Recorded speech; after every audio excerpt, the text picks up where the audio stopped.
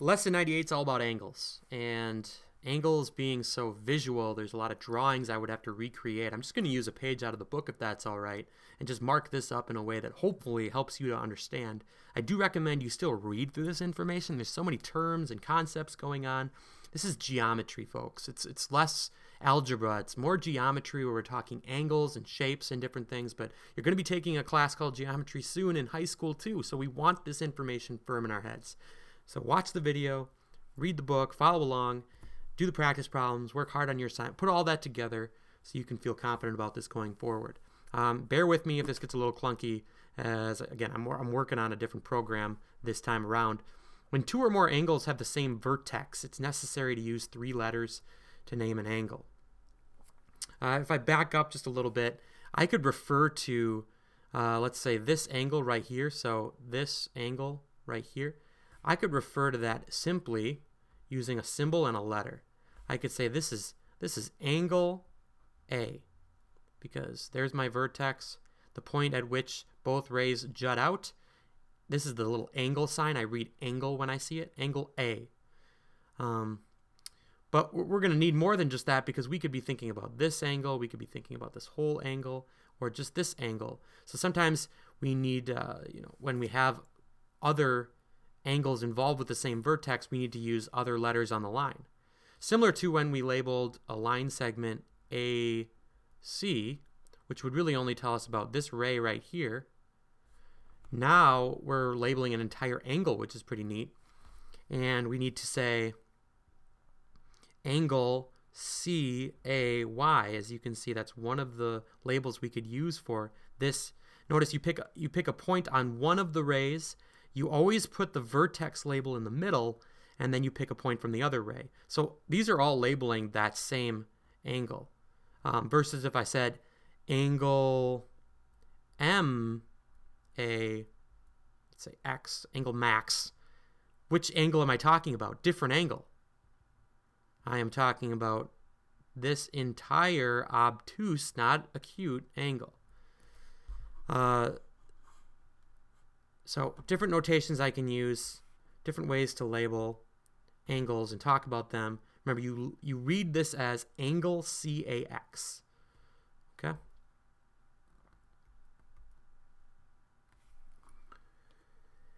If two angles, number one, share the same vertex and share a side between them, they're called, what's that word?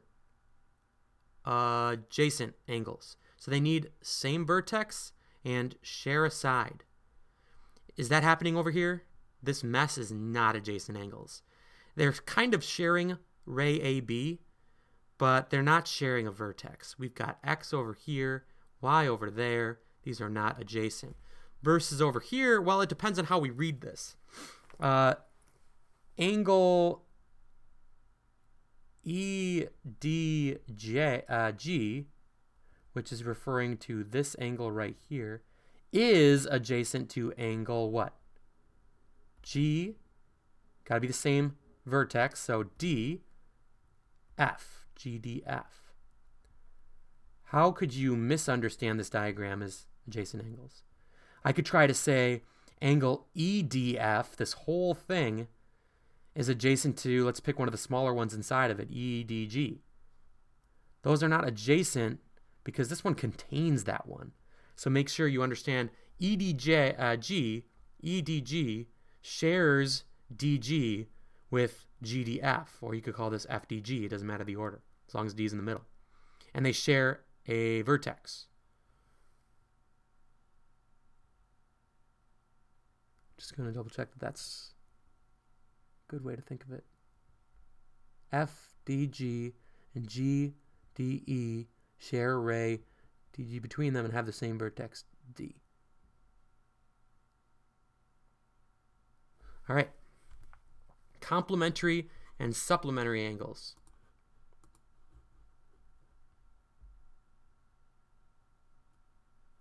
If the sum, right, if you add up the measures of two angles, they'll be 90 degrees. The angles that are being added are called complementary. Not complementary, but complementary angles. like so. This is a 90-degree angle. How do I know? Because of my box. Angle A added with angle B will be how many degrees? It's a right angle, so it's 90 degrees. Okay? We could go so far as to take away, if I took this away, I would always know 90.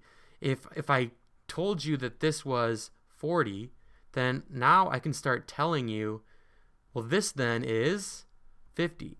They're going to do things like that because I know it adds up to ultimately 90, even if I don't even use a protractor for B.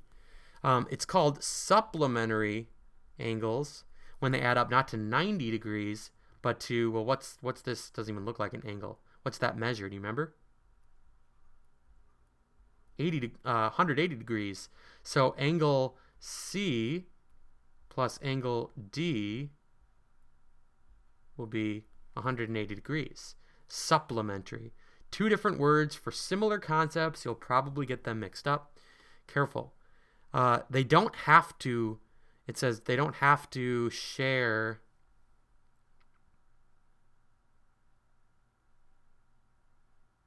a side or anything. They don't have to be next to each other. If we could say, hey, this is supplementary with this because they're both right angles. And so they'll both add up to 180 degrees. Right angle. Even though they're not next to each other, not even connected, they're called supplementary. This is complementary. It's already complementary. It's only got one angle, but it's 90 degrees. Looking for that box. What are the measures of, we call this angle ABC and angle DEF. Let's take a look at the geometry down here. Which angle is angle ABC for this first part? Angle ABC. So we're talking about this one right here. We can know what that is because we know this is a 90-degree angle, which means this is a 90-degree angle. This is 30 degrees. What's 90 minus 30? ABC is 60 degrees. Just by basic process of elimination, really, is what you can do a lot of times in geometry. What about DEF? Which angle is DEF? It's this one right here. Is that obtuse or acute? It's obtuse. Hopefully you remember that. If not, there's a little refresher. We'll need that. It's supplementary because we can see this is a straight line, which adds up to 180. And if this is 180 and this is 45, what you do is you do some simple subtraction. 180 minus 45 explains right here. Comes out to 135 is DEF. It's really just a matter of knowing the terms, knowing the rules. That's what geometry is. It's not difficult logic. Remember using protractors? It's not a farm, not a piece of farm equipment. It's something in your desk. Hopefully you still have one. I have extras if you need them. How do you measure angles using this awesome tool? You line up the bottom so the flat base is lined up with 0 on one side. You may have one of these lever things that you can move that'll line up eventually with this line, or you just try to get the line so you can look clear through your protractor and see what measure is it on. Now, how do I know which numbers to draw to read? There's numbers that start here and get bigger this way, and numbers that start here and get bigger this way. It's not a kilometers, miles, speedometer situation. Therefore, whether you're reading from the right or from the left, we have numbers over here to show obtuse angles in case I'm measuring an angle that started way over here. If my angle was this one, and let's just put a fake letter here, let's put P, angle POB would be very much obtuse. It would be 135. But if I see what is clearly an acute angle, a less than 90-degree angle, I'm going to read from the smaller numbers. And what's the smaller measure? Underneath, I see halfway between 50 and 40. That one's going to be 45. Angle AOB is 45. So just ask yourself, am I measuring an acute angle or an obtuse angle? And that'll tell you which numbers to be using. So practice A, you can see you're going to do, I got a supplement of an angle measures 40 degrees. What's the measure of the rest of the angle?